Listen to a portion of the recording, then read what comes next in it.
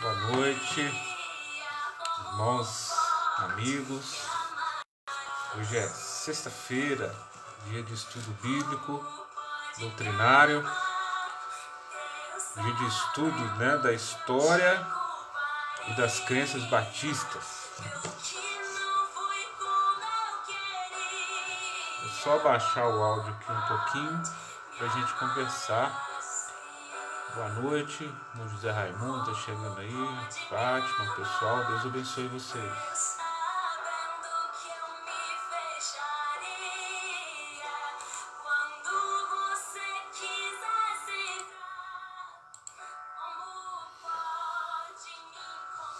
Marcelo, Deus abençoe, meu irmão, boa noite. Boa noite, em nome de Jesus, seja bem-vindo. Minha mãe, bênção, seja bem-vinda. Oi, Arlete, Deus te abençoe, seja bem-vinda. Boa noite, irmã Adriane, irmão Wilton, família. Dorinha, Deus te abençoe, boa noite.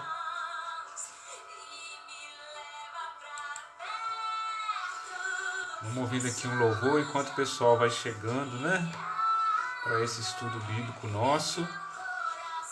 Hoje nós vamos aí fazer mais um estudo muito bacana sobre a história dos batistas, Você que é crente batista, conhecer um pouco mais da nossa história. Você que é cristão ou não é cristão, se é cristão de algum outro segmento, se não é cristão, tem a oportunidade também de conhecer os batistas, Quem são os batistas, qual é a nossa identidade, a nossa origem, enquanto aí um segmento do protestantismo no mundo, Irmão Júnior César, boa noite, irmã Leila, Deus abençoe vocês todos.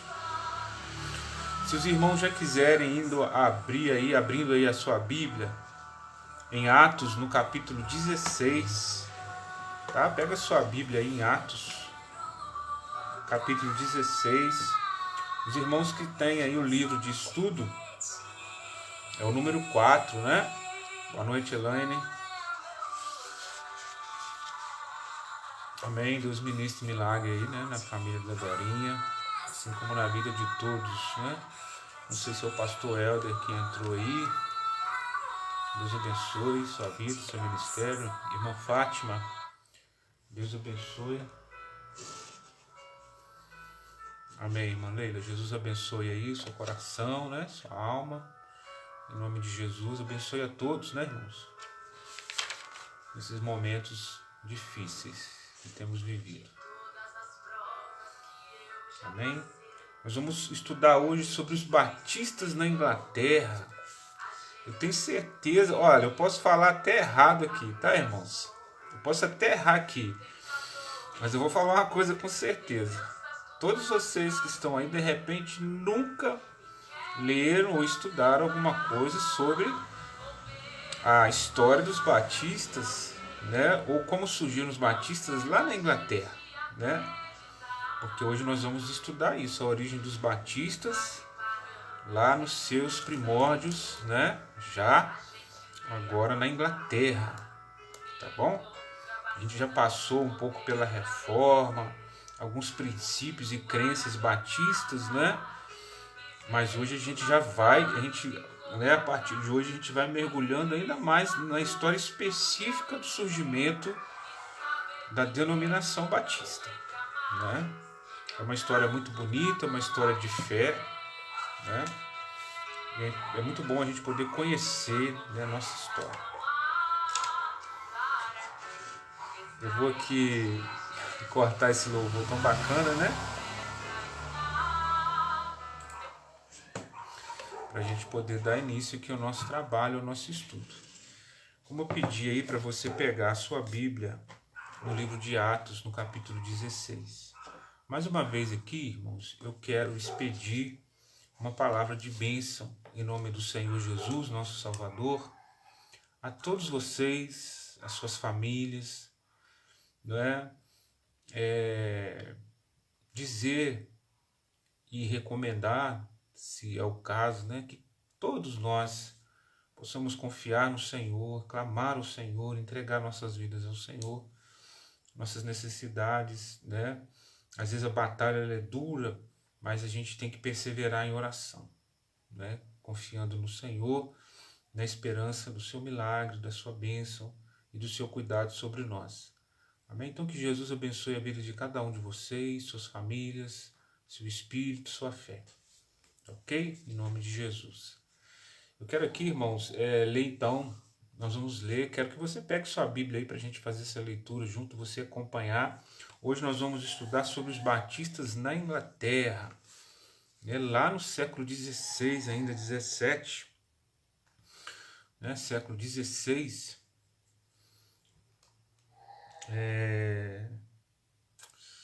vamos chegar lá. Capítulo 16, irmão Marcelo. Capítulo 16. Nós vamos ler aqui os versos. Nós vamos ler aqui os versos 37 a 39. Olha só que história interessante que nós vamos ver aqui. E eu vou explicar qual a ligação desse texto com o nosso estudo hoje. Porque diz assim, olha, verso 37. E Barnabé aconselhava que tomassem consigo a João chamado Marcos. Mas Paulo, olha só, mas a Paulo parecia razoável que não tomassem consigo aquele que desde a Panfilha se tinha apartado deles e não os acompanhou naquela obra. Eles estavam para iniciar mais uma viagem, a segunda viagem missionária, né?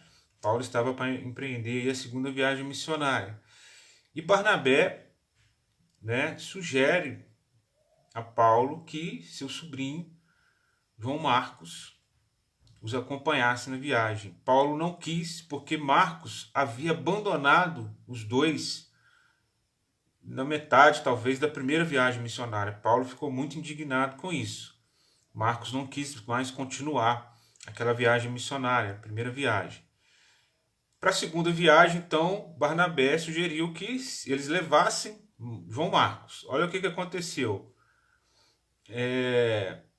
Verso 39. E tal contenda houve entre eles que se apartaram um do outro. Barnabé, levando consigo a Marcos, navegou para Chipre. Verso 40. E Paulo, tendo escolhido a Silas, partiu, encomendado pelos irmãos à graça de Deus, e passou para Síria e Cilícia, confirmando as igrejas. Boa noite, irmã Cidinha Mota.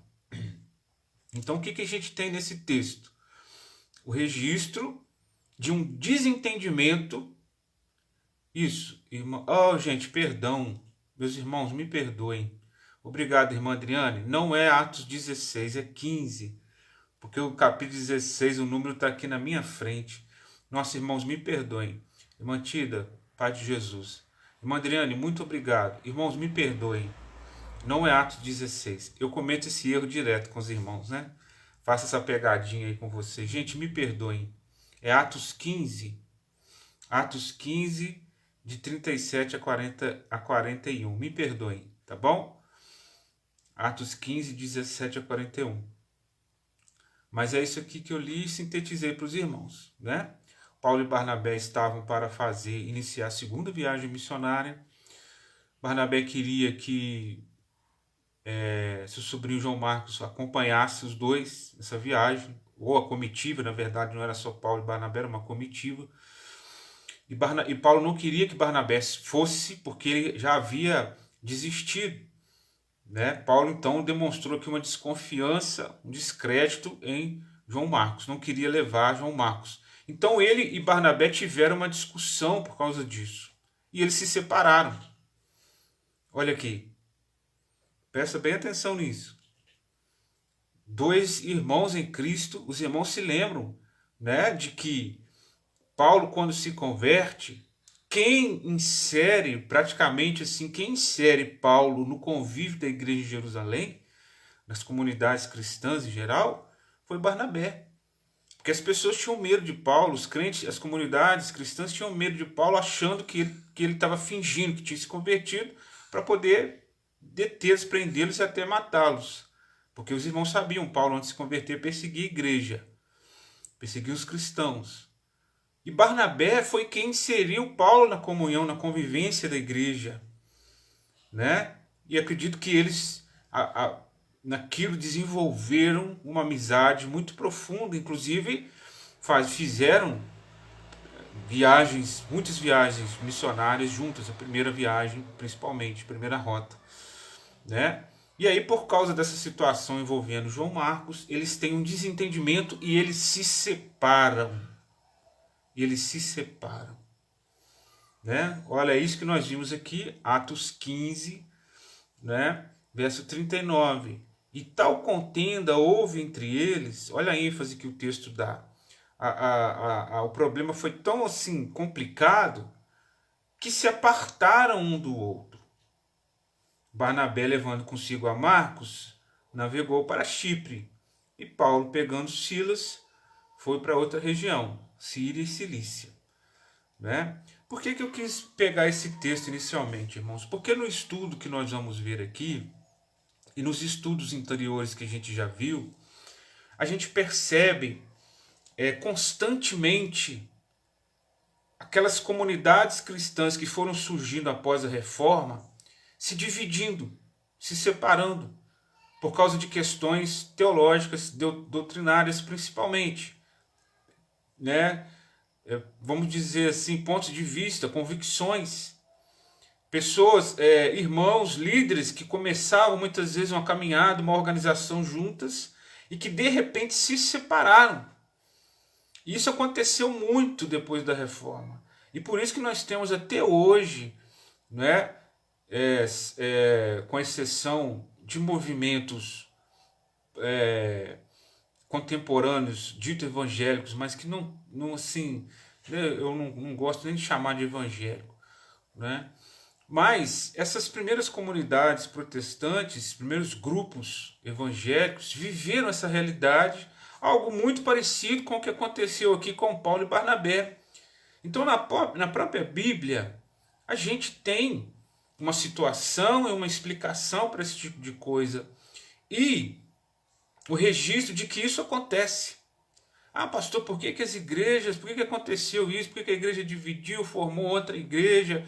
Por que um pastor saiu, o outro foi para um lado, outro para o outro? É claro, irmãos, que uma divisão na igreja, uma igreja que se divide, é uma coisa muito triste. Quando há desentendimento, quando há briga, quando há uma comunidade cristã, como uma família que se divide é uma coisa muito triste.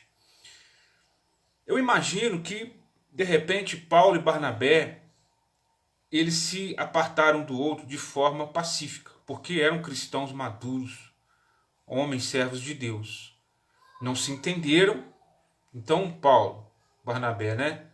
Cada um para o seu lado agora, vamos, né? Já que a gente não está se entendendo, vamos cada um para o nosso lado, seguindo as nossas, né? Aquilo que a gente entende que deve ser feito, como deve ser feito, né? Mas de toda forma, há um pesar, né, por essa separação que aconteceu. E aí eu vou repetir, eu quis usar esse texto, né, para justamente, porque nós vamos ver aqui no nosso estudo de hoje, que os batistas eles vão surgindo de, como é que se diz, de divisões que vão acontecendo, de contrariedades que vão acontecendo naquelas comunidades cristãs, naqueles grupos cristãos protestantes que surgiram após a reforma. Tá ok? Eu espero que vocês tenham entendido, tá? Essa minha introdução, o texto, porque eu vou falar aqui, nós vamos ver no estudo, que os batistas eles surgem de dissidências, né? E muitas outras denominações evangélicas. Você tem o evento principal, o evento inicial, que foi a reforma, principalmente o evento reformado em Lutero, né? E aí depois você tem, a partir dele, ali, então o surgimento de inúmeros grupos, já existiam, mas o protestantismo ele vai tomando um corpo mais evidente, mais sólido e respeitado, e ao mesmo tempo vão surgindo discordâncias entre aqueles grupos, e as pessoas se separam, vai cada um para um lado, e aí vão surgindo denominações. Isso então por volta lá de 1500, 1600, e vem pela história do protestantismo afora. Amém? Eu quero pedir o seguinte: quem entendeu razoavelmente bem essa introdução, dá um joinha aí para mim, por favor. Se você acompanhou o raciocínio, a ligação do texto bíblico com aquilo que nós vamos ver hoje aqui em nosso estudo, tá bom? Se você entendeu, dá um joinha aí para mim, por favor, tá? Para eu ficar tranquilo aqui. Minha mãe já foi a primeira. Amém. O pessoal tá entendendo aí. Porque eu vou repetir, às vezes a gente fica chateado. Ah, pastor, na minha igreja os irmãos se desentenderam. Como eu disse, irmãos, quando há de repente uma diferença de visão, de ponto de vista, né? Não há concordância, de repente vai um para um lado, outro para o outro. Amém, acontece. O que não pode acontecer são brigas, ofensas, sabe, irmãos, maldade, esse tipo de coisa não. Não, aqui com Paulo e Barnabé não foi isso que aconteceu. Aconteceu uma discordância, né? Mas eu tenho certeza, não houve ofensa, não houve violência, não houve agressão verbal, nada disso, né? Mas um desentendimento, e eles se apartaram, não conseguiram mais trabalhar juntos, tá ok? Isso acontece na igreja todo o tempo. Mas vamos lá então, irmãos, na introdução do nosso estudo, o autor faz referência, então, ao que acontece quando o protestantismo se instala, os grupos cristãos protestantes se instalam na Inglaterra, sai lá da Alemanha, vai ganhando o mundo inteiro, né? Holanda, Suíça, França, Inglaterra, a Europa principalmente, porque o mundo era a Europa, né? Naquele momento ali, o centro do mundo era a Europa. A Inglaterra, então, era França, Inglaterra, né? Se tornaram ali, durante esse período da história grandes centros mundiais. E aí, o protestantismo ele cresce na Inglaterra e se torna a religião oficial, né, da Inglaterra. Não vou entrar aqui nos pormenores históricos, tem muita coisa, né? Mas para os irmãos entenderem. Por exemplo, a família real britânica, né? Esses dias, inclusive, faleceu o príncipe Philip, eu acho, né, o nome dele. Eles são anglicanos, né? A igreja anglicana é a igreja protestante inglesa, tá? Mas é uma igreja, é um movimento, é um grupo protestante associado ao Estado. Possui um status político também, estatal, né, de certa forma.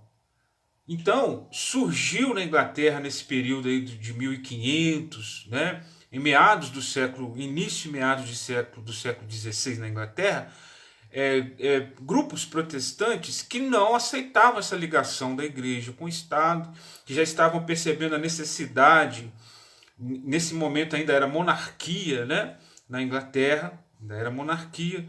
Então,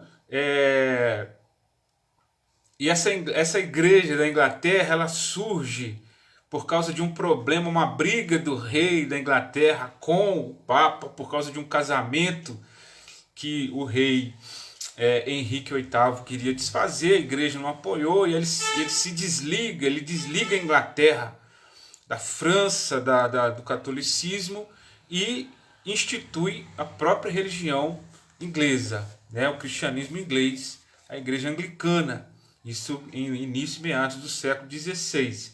E aí então, grupos cristãos incomodados com essa associação da monarquia, da coroa com a igreja, começam a criar movimentos separatistas. E esses movimentos são chamados de puritanos, os puritanos. Né? O puritanismo é um movimento que surgiu na igreja protestante inglesa com esse propósito de purificar, de limpar o cristianismo da influência da coroa, da influência do Estado, não só por uma questão que envolvia essa questão política, mas por outros problemas, práticas também. A mesma questão, que eu falei muito já até aqui, sobre a questão da prática de batismo infantil e outras coisas que envolviam, por exemplo, o que se entendia sobre a celebração da ceia do Senhor. Tudo isso causava rompimentos e separações entre as comunidades, né?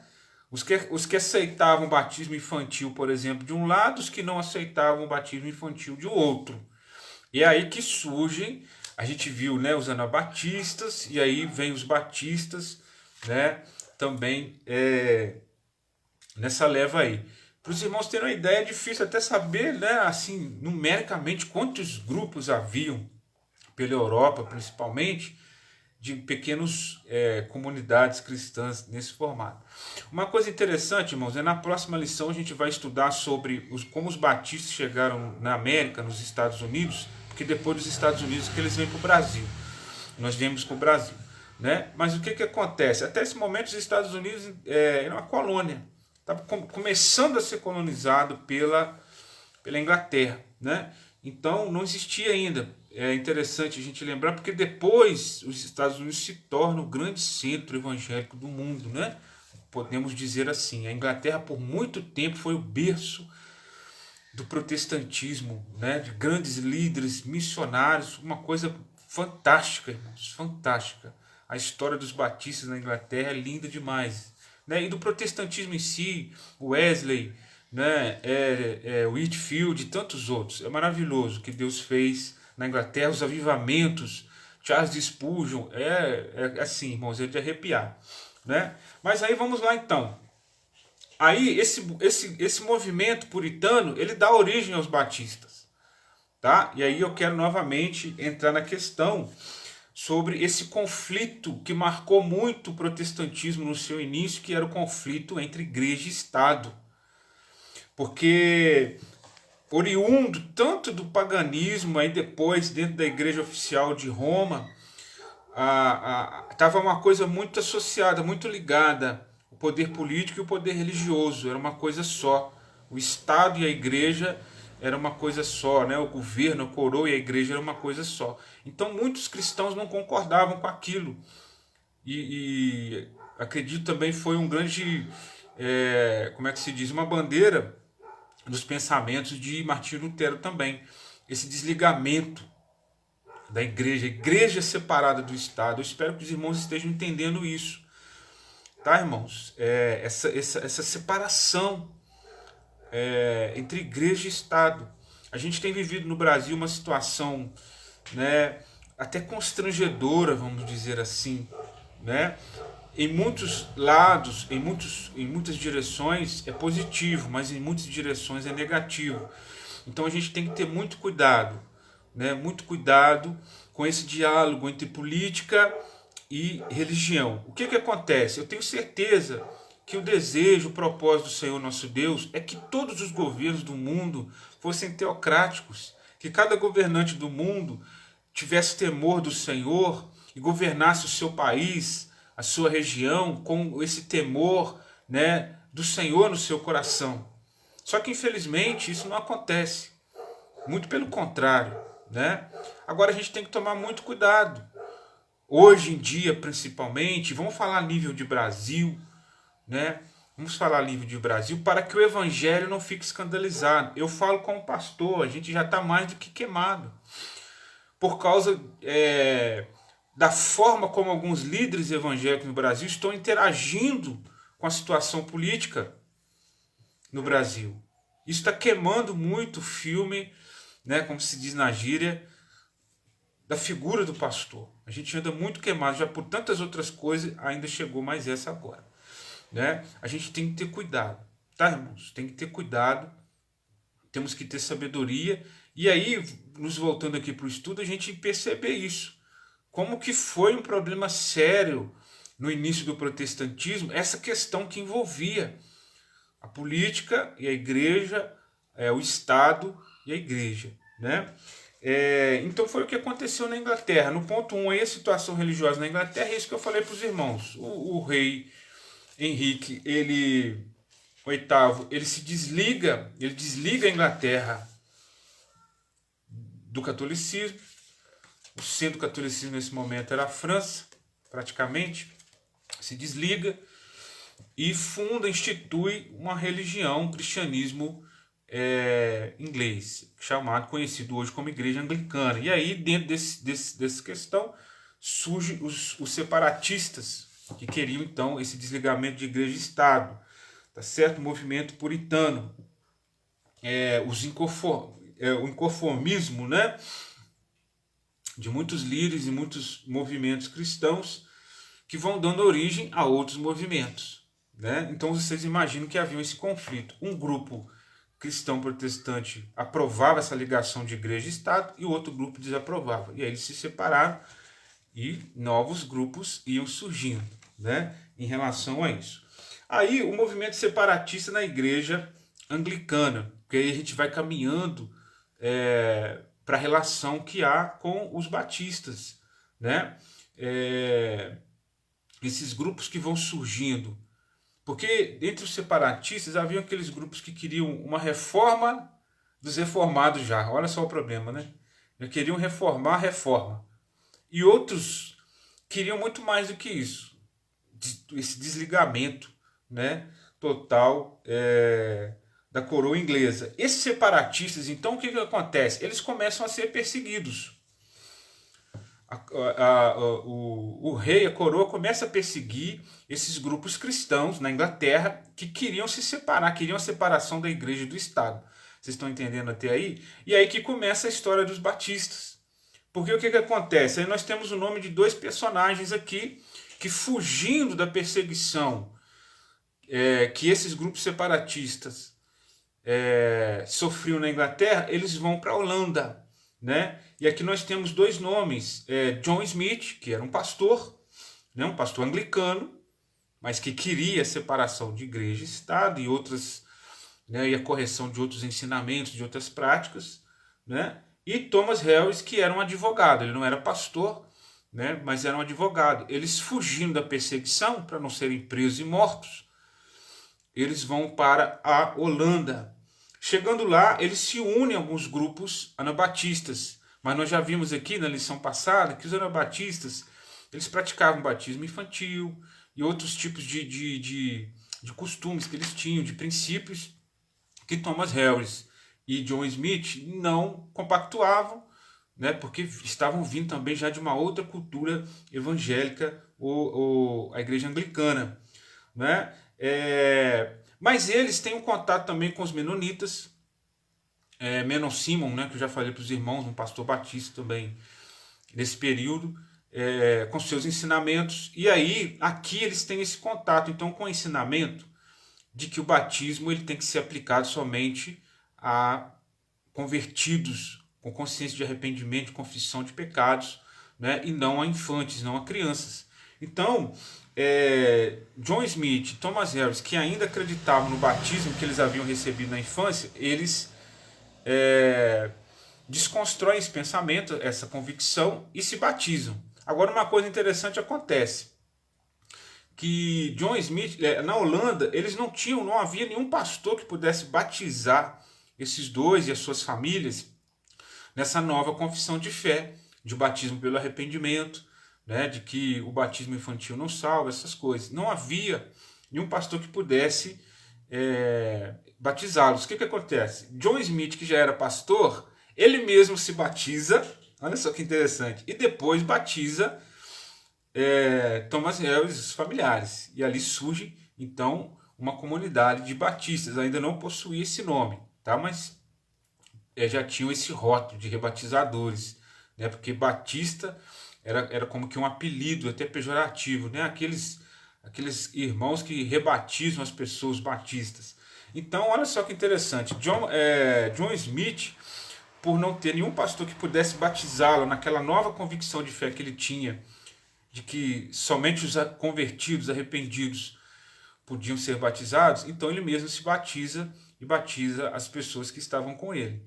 Tá? Então, a história dos batistas começa principalmente aqui, com esses dois homens de Deus, né, nessa situação, desses grupos cristãos que fogem, separatistas, que fogem da perseguição da igreja anglicana na Inglaterra, se instalam na Holanda, né, formam então uma comunidade com convicções e princípios de fé muito já parecidos com o que nós temos hoje, e aí então vai, de forma ainda embrionária, surgindo a Igreja Batista, a denominação batista, tá bom? Mas eu queria ler para você aqui uma aplicação que o autor da nossa aula de hoje ele faz aqui no livro, sobre os puritanos, tá? Eu quero ler, é uma pergunta também para a gente refletir, para a gente pensar. Eu espero que você tenha gravado, né, o que foi o puritanismo. Foi aquele movimento separatista que queria limpar a igreja da influência do Estado, a sua ligação com o Estado também, e de outras práticas religiosas e convicções teológicas mal formuladas, né? Então, olha só, os puritanos desejavam o retorno ao Novo Testamento. Então, o movimento puritano, ele desejava isso. A igreja via, como havia acontecido com a igreja oficial de Roma, vamos colocar na Idade Média, já estava começando a acontecer com o movimento protestante, por causa dessa ligação principalmente com a coroa, né? O governante influenciando a igreja, ou dominando e dirigindo a igreja. Essas e outras coisas, então, estavam desvirtuando a igreja. E aí o que acontece? Esse movimento surge com esse desejo de um retorno às práticas, aos princípios eclesiásticos do Novo Testamento. Tá? Aí o autor ele faz para a gente essa colocação em sua forma mais pura, por isso eram chamados assim. Em nossos dias, temos também necessidade deste resgate da fé. Então deixa eu te fazer essa pergunta. Você acha que hoje a igreja também está precisando viver um retorno à identidade eclesiástica que o Novo Testamento nos apresenta? Ou você acha que a igreja hoje está em dia, né, com a palavra de Deus, tem vivido realmente tudo o que existe de norma para o cristão e para a igreja dentro da palavra de Deus, no Novo Testamento principalmente? Né? Você acha que nós estamos com a necessidade de uma reavaliação e um retorno às práticas do Novo Testamento? O que você acha disso? Né? Dá um segundinho para você pensar nessa pergunta. Porque foi isso que os separatistas, os puritanos quiseram e fizeram. Né? Essa tentativa de resgatar a identidade da igreja conforme os parâmetros do Novo Testamento. Né? Hoje em dia, irmãos, o que acontece? Como aconteceu naquele tempo também, a gente não pode falar de uma igreja nesse sentido quando a gente fala da igreja física, a igreja local. Você fala de várias comunidades cristãs. Né? A igreja invisível, a igreja universal, ela não entra nesse tipo de problema. Né? A sua natureza não entra nesse tipo de disputa, né? De questão. Mas os nossos grupos denominacionais, as nossas comunidades locais, será que a gente precisa rever alguma coisa? Será que a gente está andando direitinho naquilo que o Novo Testamento nos orienta? Como que deve ser a igreja, principalmente. Né? Então, essa era uma preocupação daqueles irmãos. Que essa seja a nossa reflexão hoje também. Né? Nossa reflexão hoje, de que a igreja ela se revista, de que o cristianismo, de que você como crente em Jesus Cristo, um líder na sua igreja, se revista daquela identidade que a palavra de Deus nos apresenta. Né? Que a palavra de Deus nos apresenta. Porque infelizmente a gente percebe essa dificuldade. Um amigo aqui chegando, Wexley, Deus te abençoe, meu amigo, um abraço. Vocês estão entendendo? Então a necessidade dessa reflexão. Porque o que acontecia o que tem acontecido com a igreja ao longo da sua história? Presta atenção nisso que eu vou te falar aqui. Boa noite, Ana Cláudia. Jesus te abençoe a tua saúde aí, tá bom? Um abraço. O que tem acontecido com a igreja ao longo da sua história, irmão? Deixa eu só ver a hora aqui. 8 horas, tem meia hora aí. A igreja tem se afastado de Cristo. Esse que tem sido o problema. Eu acho que esse é o nosso grande problema. A igreja, quando se afasta de Cristo, a liderança, quando se afasta de Cristo, o crente, quando se afasta de Cristo, faz com que a igreja se torne algo que não é igreja. Tá, irmãos? Boa noite, Ana. Então, fica fácil de a gente entender agora por que surgiam aqueles grupos. Eles tinham essa preocupação de que a igreja fosse realmente igreja, de que o cristianismo realmente fosse ligado a Cristo e não a poderes humanos, interesses humanos, né?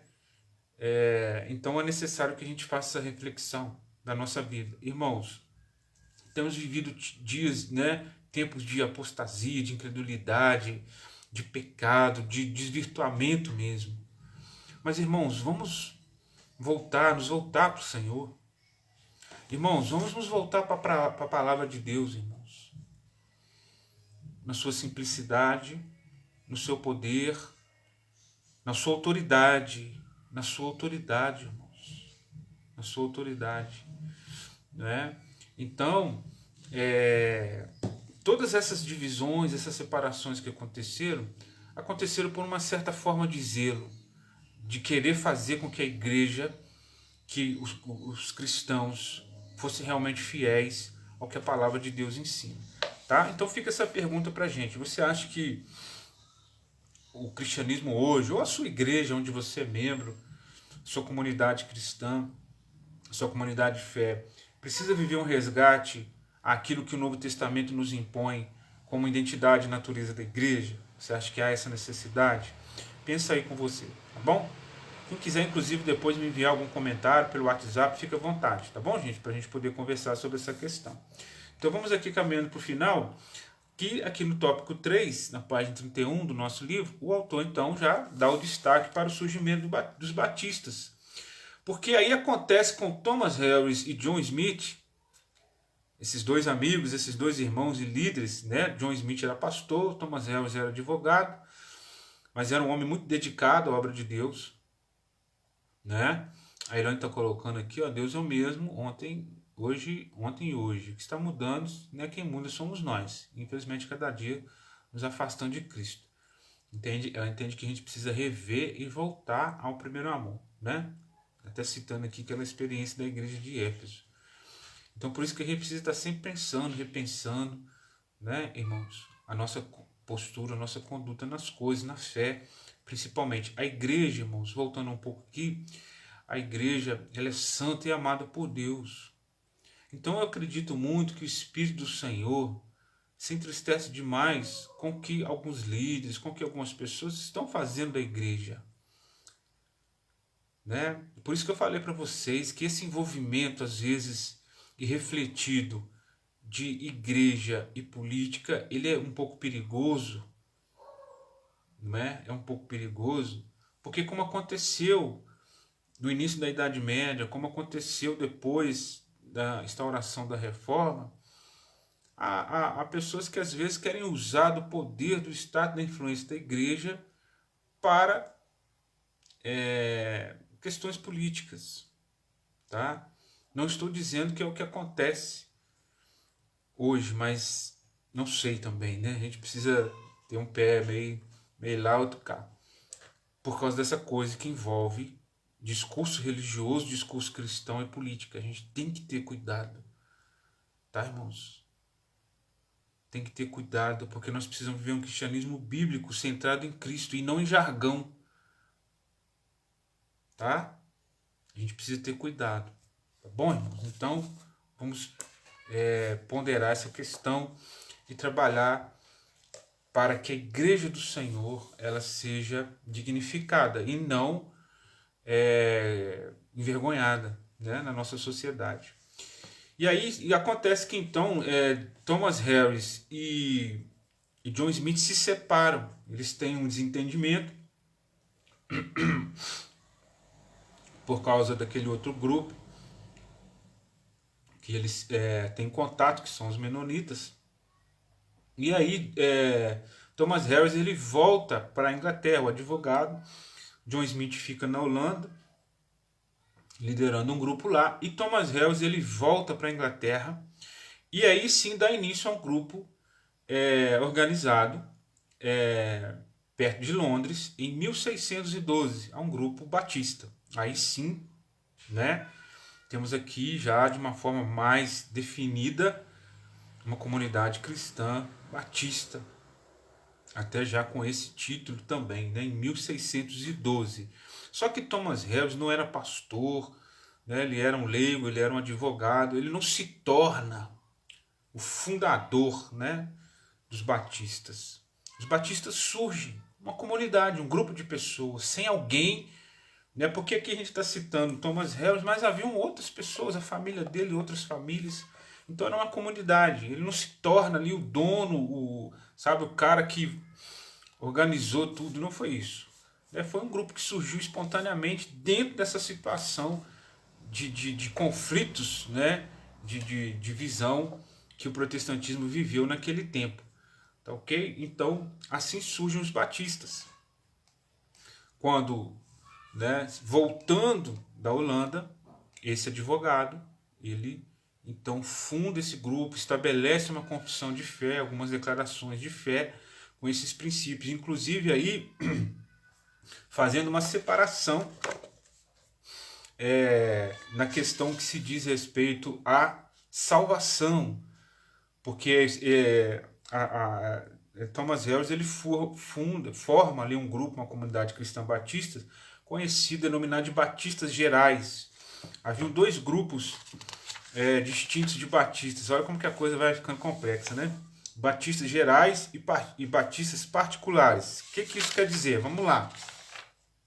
Os batistas gerais, que é o que nós somos hoje, principalmente daqueles que aí seguem realmente a confissão de fé dos batistas brasileiros. Nós somos batistas gerais nesse sentido. Em que sentido?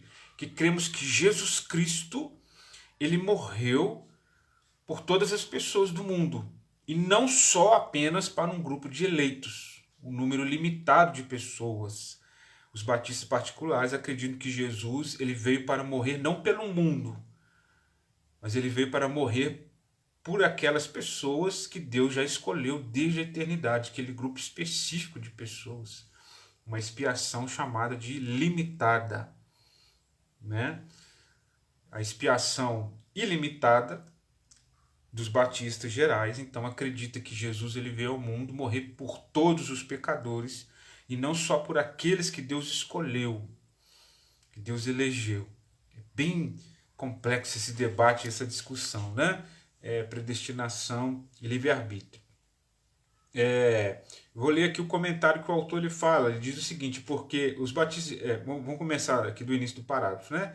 Esse grupo fundado por Harris ficou conhecido como Batistas Gerais, porque acreditava em uma expiação geral, ou seja, Cristo morreu para salvar todas as pessoas que crescem nele. Estava aberto. Imagina o seguinte, que segundo o nosso entendimento da obra de Cristo, é como que se as pessoas, vamos supor, imagine que tem uma casa que salva, né? Uma casa onde as pessoas têm segurança. Do lado de fora está todo mundo morrendo no incêndio, qualquer coisa assim. E aí tem uma porta de acesso para essa casa onde as pessoas podem ficar seguras. E imagine então que essa porta ela só se abra para pessoas selecionadas. Ela não fica aberta, mas ela só se abre quando alguém selecionado entra para encontrar abrigo. Isso seria a crença dos batistas particulares, expiação limitada. Os batistas gerais, expiação ilimitada, eles acreditam que a porta ela está aberta. Quem quiser entrar, aceitar o convite de entrar, de se abrigar ali, entra. A porta está aberta. A porta fica sempre aberta.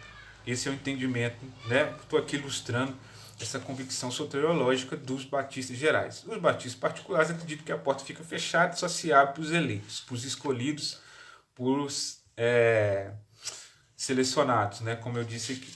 Tá bom? Então os batistas já começaram, depois de algum tempo, se dividiram nesse pensamento aí. Batistas gerais e particulares. Tá ok? Eu quero ler aqui para o finalzinho um trecho do nosso livro e fazer aqui alguns comentários para a gente poder encerrar. Tá ok? Quem entendeu até aqui, está acompanhando até aqui, dá um joinha para mim, por favor. Vocês estão caladinhos aí, todo mundo quietinho, né? Mas eu espero que vocês estejam entendendo. Tá ok?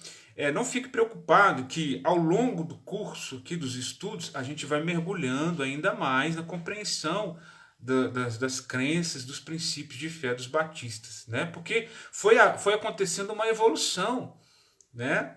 desses entendimentos, né? e da normatização de um credo de fé. Tá bom? Então vamos lá. Quero ler aqui, olha, um tópico que ele disse, o pessoal está entendendo, né? Que bom. As igrejas batistas, na página 32, tá? Antes da conclusão aqui, antes das considerações finais. Ele diz assim: as igrejas batistas contemporâneas devem sua forma de crer a esses primeiros batistas. É o que eu acabei de dizer. Foi acontecendo uma evolução, né? Nesse formato de convicção, de fé. Ah, pastor, mas por que não é tudo igual? Podia ser, podia ser. Volta aqui a ilustração da árvore. A raiz, o caule principal e os galhos. Lembra? Né? Acontece. Faz parte da árvore. Tá bom? Irmão Marcelo. Irmão Marcelo, depois eu faço contato com o irmão para saber como é que a gente pode, que eu posso te enviar aí, tá? Esse livro de estudo. Ou como você pode, de repente, fazer um pedido na editora da convenção, também pode, tá? Depois eu vou explicar para os irmãos aqui. Até trago para a próxima semana. Isso, a pessoa, de repente, que não é aqui de Rio Pomba, não tem, de repente, como eu enviar para vocês, você pode entrar no site da Convenção Batista Mineira ou na editora, na nossa editora. Depois eu vou ver o nome da editora aqui. Ah, beleza. Não, então eu mando para você fácil. Tá bom? Pode ficar tranquilo que vai chegar para você. Ok? Fica tranquilo. Mas depois eu explico para os irmãos. Pode entrar no site da editora e fazer seu pedido. Você que não é aqui de Rio Pomba, né? E a gente pode te ajudar aí nisso aí. Seria interessante você adquirir. Ok? Então, irmãos, com o passar dos anos, as nossas crenças, elas foram sendo formuladas, desenvolvidas. Tá ok? Até chegar o que hoje? Ô, meu amigo Douglas, não tinha te visto aí não, meu amigo. Boa noite, Deus abençoe. Hoje, a maioria das igrejas batistas adota, olha só, hoje, a maioria das igrejas batistas adota uma fé acerca da salvação, que é uma mescla dessas duas confissões de fé. Por que o autor explica aqui pra gente? Porque uma outra convicção dos batistas particulares é de que o cristão ele nunca perde a salvação porque ele foi escolhido, Deus escolheu ele e Deus não vai abrir mão dele, então ele nunca vai perder a salvação. Os batistas gerais acreditam que também não se perde a salvação, mas que a salvação ela é oferecida a todos. Tá? Então os batistas particulares e gerais coincidem nesse pensamento, de que a salvação é um dom que não se perde. Há alguns grupos evangélicos que acreditam que uma pessoa ela pode perder a sua salvação eterna. Tá bom? Mas há também entre nós, entre os nossos irmãos, nossas igrejas, irmãos que acreditam que perde. Então, para os irmãos verem, pastor, mas não tem como chegar num consenso. Irmãos, na própria Bíblia, ela nos mostra que aconteceu esse problema na igreja. Né? Desde o início isso acontece. Isso não é um problema de Deus, isso é um problema do homem. É um problema nosso. Irmãos, o pecado complicou a nossa vida. Nossa vida é complicada por causa da nossa natureza destituída da glória de Deus. Né? Infelizmente. Bom sim seria que a gente fosse uma coisa só. O problema não é a Bíblia. Não é a Bíblia que cria esse problema. Não, esse problema é quem cria o ser humano. Vocês estão entendendo essa questão aí? Boa noite, Cátira. Aí estou vendo vocês aqui agora. Tá? Então, é aquilo que eu citei aqui no pensamento lá no início. Né? Lá no início. Nas coisas essenciais, unidade. É só Jesus que salva. Isso é um fato essencial. A gente tem que ter unidade nisso, para salvação. Nas não essenciais, liberdade. Então é por isso que há tantos grupos. E em todas as coisas, amor. Né? Então, eu parei por muito tempo, eu também ficava indignado com esse negócio. Né? De tantos grupos, tantas igrejas e tal, não aceitava, não entendia. Hoje eu vejo o seguinte, é inevitável, por causa do próprio ser humano. Tá certo? E isso não é de agora, nem da Idade Média, nem da Idade Moderna, isso é desde que a igreja começou. Tá bom? Por causa do próprio ser humano. E aí eu citei aqui para vocês um evento marcante na vida de dois grandes homens de Deus, que foram Paulo e Barnabé. Tá certo? Então, espero que isso nos ajude aí a conviver melhor com essas discrepâncias que há, né? E que a gente possa respeitar as pessoas, como elas creem, né? Claro que não diante daquilo que afronta, que envergonha e que desconstrói a autoridade da palavra de Deus, tá? Aí não. Salvação é uma mescla dessas duas convicções de fé, ou seja, uma admite o livre-arbítrio do ser humano, mas ao mesmo tempo creem na perseverança dos salvos, ou seja, não acreditam na perda da salvação. Somos nós, então, os batistas particulares que aceitamos a questão que envolve a livre agência, o livre-arbítrio. Somos salvos através de uma escolha, uma cooperação. Isso é chamado de sinergismo. Sinergismo, o que isso quer dizer? É que há uma cooperação na obra de salvação entre Deus e o homem. Sinergismo. Batistas gerais são sinergistas. Os batistas particulares são monergistas. O que isso quer dizer? É só Deus que faz. O ser humano não participa de nada. Você entende? Sinergismo, monergismo, né? Então, há uma cooperação, nós cremos nisso, do indivíduo. Quando ele é iluminado pelo Espírito Santo, ele tem que dar uma resposta a Deus. Isso é uma coisa que parte dele também, parte do indivíduo. É uma cooperação, é uma crença. Mas é como eu disse para vocês, aqueles irmãos naquele tempo se separaram por causa dessas diferenças de entendimento. Tá ok? Eu espero que você não fique perturbado, incomodado com essas informações ou com a exposição desse quadro complicado, né? Complicado. Mas uma coisa importante é que a gente se foque naquilo que é simples. Você faz parte de uma igreja batista, é assim que vocês creem, você admite que isso não está confrontando o ensino bíblico, sua consciência está tranquila com Deus nisso, você tem caminhado com o Senhor, então permanece.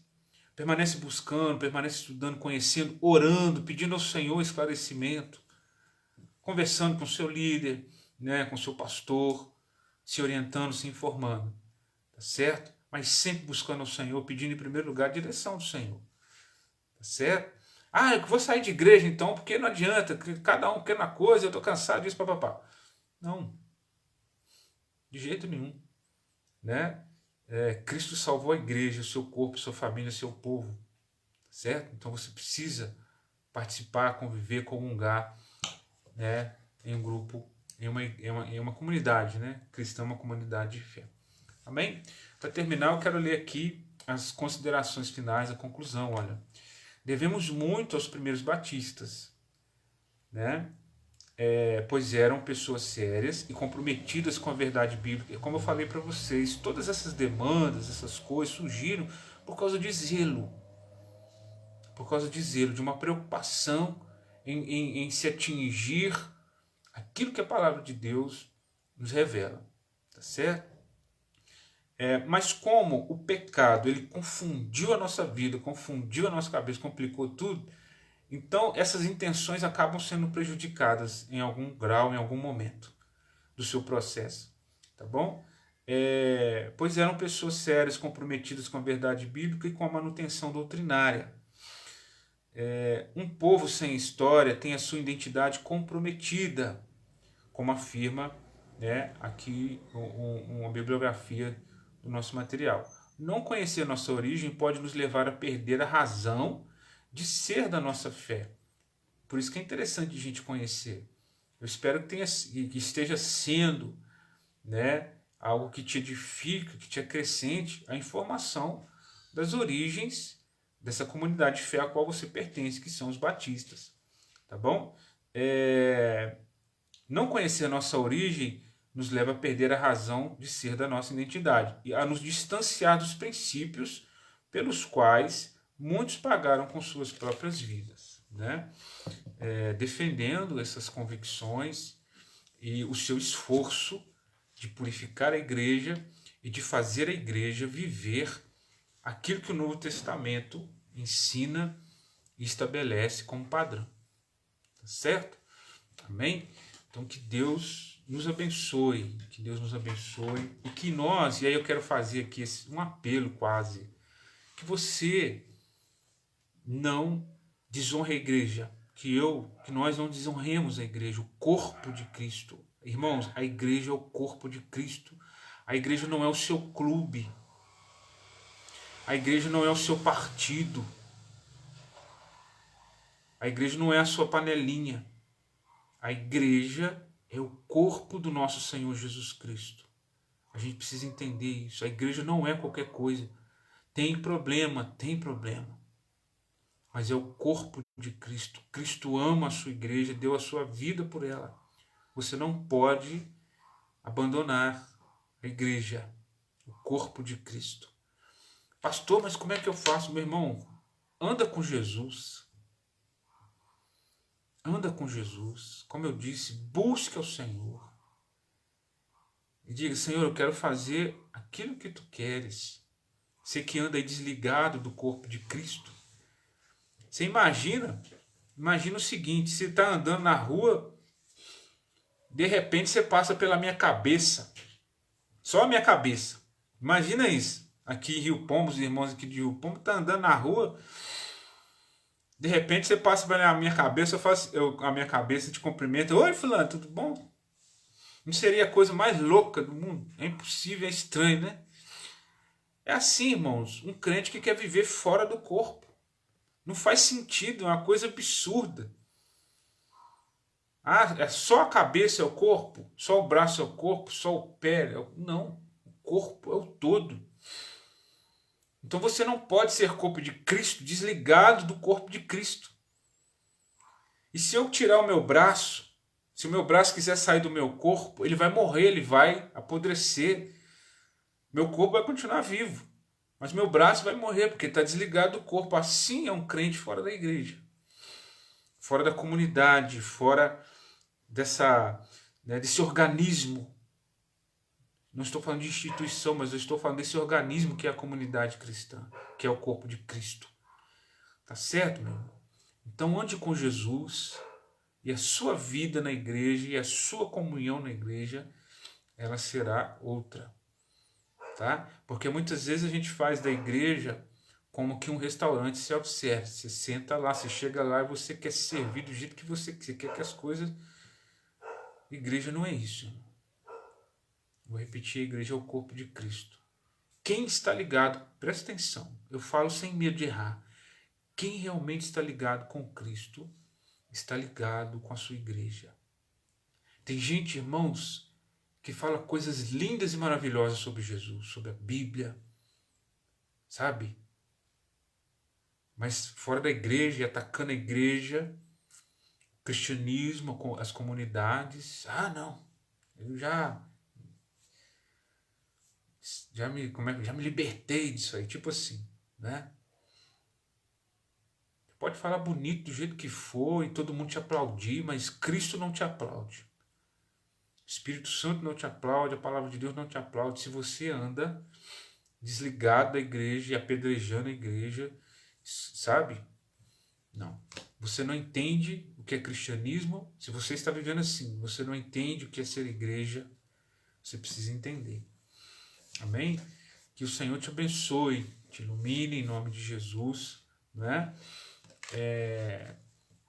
E que você ame o corpo de Cristo. Apesar às vezes das divisões que aconteçam, as separações, os desentendimentos, porque isso sempre aconteceu. Tá bom, irmãos?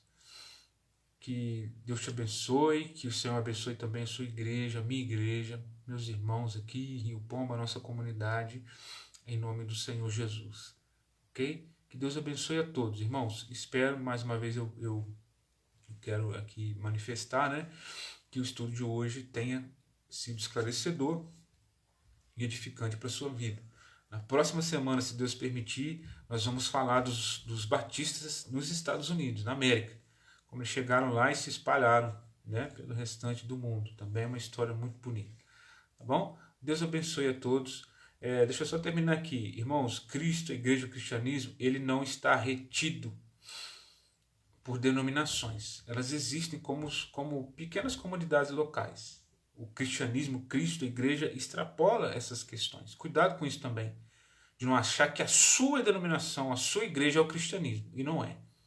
Cuidado com isso também. Bom, Deus abençoe a todos, tá, irmãos? Fiquem com Jesus, que o Espírito Santo esteja sobre todos, confortando, iluminando, motivando, que você busque o Senhor, busque Jesus, busque o Espírito Santo, ame o Senhor, tá bom? E Ele vai te ligar à igreja cada dia mais. Pode ter certeza disso. Quem está crescendo em amor a Cristo, está crescendo em amor à igreja de Cristo. Fiquem todos com Deus, irmãos, em nome de Jesus. Um grande abraço.